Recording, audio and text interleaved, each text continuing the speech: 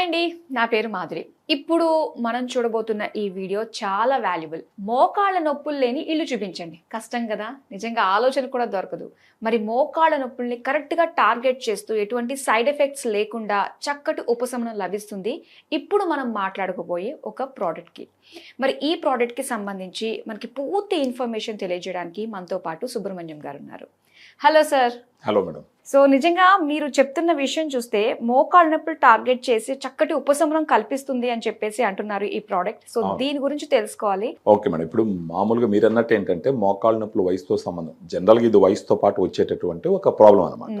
ఇప్పుడు వయసుతో సంబంధం లేకుండా రావడానికి గల కారణాలు ఏంటంటే రకరకాలు. ఊబకాయం ఒకటి కావచ్చు, ఒబేసిటీ, తర్వాత ఇంకోటి వచ్చేసి ఫిజికల్ యాక్టివిటీ లేకుండా ఒకే దగ్గర కూర్చొని ఉండడం వల్ల జనరల్ గా మోకాళ్ళ నొప్పి వస్తుందంటే కారణం ఏంటంటే అక్కడ ఉన్నటువంటి గుజ్జు, మామూలుగా దాన్ని మెడికల్ భాషలో ఏమంటారంటే ఆర్టికులర్ కార్టిలేజ్ అంటారు. దాన్ని మనకు తెలుగులో అర్థం అవడానికి గుజ్జు అంటాం అనమాట.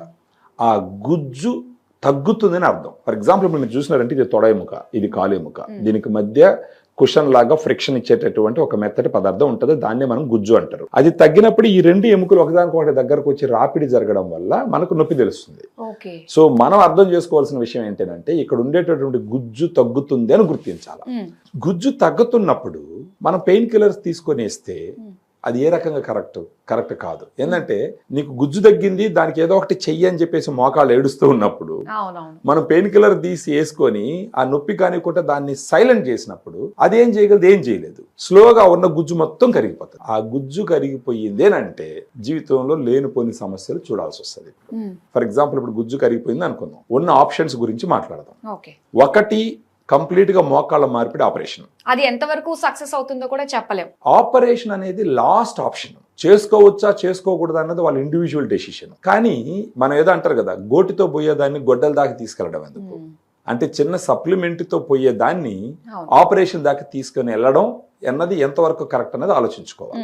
ఇప్పుడు గ్రాండ్ వాక్ అన్నది ఒక ప్రోడక్ట్. ఇది దీన్ని వాడడం గాన మొదలు పెడితే ఏదైతే గుజ్జు కరుగుతూ ఉందో ఆ గుజ్జుని పూర్తిగా కరిగిపోకుండా కంట్రోల్ చేస్తుంది. తర్వాత ఆ గుజ్జు పెరిగేదానికి ఉపయోగపడుతుంది. ఇప్పుడు మీరు నన్ను అడగచ్చు దీంట్లో ఏముంటే ఆ విధంగా ఇది ఉపయోగపడుతుంది అనేసి. ఇది వచ్చి శాచెట్ల రూపంలో ఉంటుంది అనమాట. ఫర్ ఎగ్జాంపుల్ ఇది ఒక శాచెట్, గ్రాండ్ వాక్ ఇది ఒక శాచెట్, 2 శాచెట్లు అనుకోండి. ఒక శాచెట్ తీసుకున్నాం అనుకోండి. ఇప్పుడు ఈ శాచెట్ లో 7.5 గ్రామ్స్ పౌడర్ ఉంటుంది. 8 రకాలు న్యూట్రియంట్స్ ఉంటాయి దీంట్లో. గ్లూకోజమైన్ 1.5 గ్రామ్స్ ఉంటుందన్నమాట. ఈ గ్లూకోజమైన్ గురించి మాట్లాడాలంటే యూరోపియన్ గైడ్ లైన్స్ ఏం చెప్తున్నాయంటే మోకాళ్ళ నొప్పులు ఎవరికి వచ్చినా సరే ఫస్ట్ చేయాల్సిన పని ఏంటంటే ఈ సప్లిమెంట్స్ వాడడం. మోకాళ్ళ నొప్పులు వచ్చినాయంటే డైరెక్ట్ గా పోయి టాబ్లెట్స్ తీసుకొని శరీరం లోపలికి వేసుకొనే కూడదు. ఫస్ట్ చేయాల్సిన పని ఏంటంటే ఇలాంటి సప్లిమెంట్ వాడడం. ఫర్ ఎగ్జాంపుల్ ఇప్పుడు ప్రోటీన్ సప్లిమెంట్ తీసుకుంటూ నేను ఒక 3 months జిమ్ చేసినానంటే నాకు బైసెప్స్ అని నాకు దేని మీద వర్కౌట్ చేస్తానో ఆ మజిల్స్ కనిపిస్తాయి, షేప్ వస్తుంది. అదేవిధంగా ఈ గుజ్జు అనేది కూడా ఒక కణజాలం. అది పెరగాలి అని అంటే చేయవలసిన పనులు ఏంటంటే సప్లిమెంట్. మనం ఎట్టయితే ప్రోటీన్ తీసుకొని కండలు పెంచుతాం, ఇప్పుడు మామూలుగా బాడీ షేప్ వచ్చిందంటే జనాలు ఏం చెప్తారంటే ఒక 70% ఫుడ్, ఒక 20% ఎక్సర్సైజ్, ఒక 10% స్లీప్, రెస్ట్ అన్ని చెప్తారు. అదే విధంగా మోకాళ్ళ నొప్పులకు కూడా ఫస్ట్ చేయాల్సింది ఏంటంటే సప్లిమెంట్. దీంట్లో నేను అన్నట్టు ఆ గ్లూకోజమైన్ 1.5 గ్రామ్స్ ఉంటుంది అనమాట. దీంట్లో ఆ గ్లూకోజమైన్ 50 years పై నుంచి అన్ని కంట్రీస్ లో వాడుతున్నారు. దానితో పాటు కాండ్రాయిటిన్ అని ఉంటుంది, 1.2 గ్రామ్స్ ఉంటుంది. అది ఏ రకంగా హెల్ప్ చేస్తుంది? ఈ కాండ్రాయిటిన్ గ్లూకోజమైన్ ఎలాంటివంటే ఫర్ ఎగ్జాంపుల్ ఇప్పుడు గోడ కడుతున్నప్పుడు గోడలో సిమెంటు రాళ్ళు ఏ విధంగా అయితే దానికి ఆకారాన్ని ఇస్తాయో అదే విధంగా గుజ్జుకి ఒక ఆకారాన్ని ఇచ్చేటటువంటి సప్లిమెంట్ అనమాట. అంటే ఇది మన డైరెక్ట్ ఫుడ్ ప్రొడక్ట్స్ నుంచి మనకి రాదంటారా? మనకు ఒక వయసు వరకు మన తిన్న దాంట్లో నుంచి శరీరం గ్రహించి సప్లై చేస్తుంది. ఒక వయసు దాటిందంటే శరీరం అవి తయారు చేయలేదు, తీసుకున్న ఫుడ్ లో కూడా అది చాలదనమాట.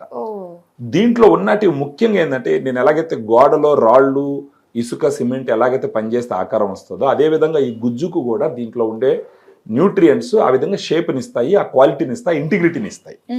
మిగతా కొన్ని ఉంటాయి. కొల్లాజన్ కూడా one of the part. Collagen కూడా 40 mg ఉంటుంది. బోస్వేలా సెరటా అని చెప్పేసి ఒక ప్లాంట్ ఎక్స్ట్రాక్ట్ ఉంటుంది. అది వచ్చేసి 250 mg ఉంటుంది దీంట్లో. అది ఎందుకు పనికి వస్తుంది అంటే ఈ వాపుని, తగ్గిస్తుంది, ఫ్లెక్సిబిలిటీని పెంచుతుంది. అంటే మోకాళ్ళు నొప్పులు ఉన్న వాళ్ళలో కాళ్ళు వంగవు, యాక్చువల్గా వాళ్ళకి ఫ్లెక్సిబిలిటీని పెంచుతుంది. దీంట్లో కుర్కుమిన్ పసుపు నుంచి తీసిన ఎక్స్ట్రాక్ట్ 1.5 గ్రామ్స్ ఉంటుంది. సో ఆ విధంగా ఈ వాపుని తగ్గిస్తుంది, నొప్పిని తగ్గిస్తుంది, ఆ గుజ్జు పెరిగేదానికి ఉపయోగపడుతుంది. దాంతో పాటు పైన్ బార్క్ ఎక్స్ట్రాక్ట్ అని చెప్పేసి, అంటే జెరార్డియన్ పైన్ బార్క్ ఎక్స్ట్రాక్ట్ అని చెప్పేసి ఒక బెరడు నుంచి తీసినటువంటి పదార్థం ఒక 100 mg ఉంటుంది.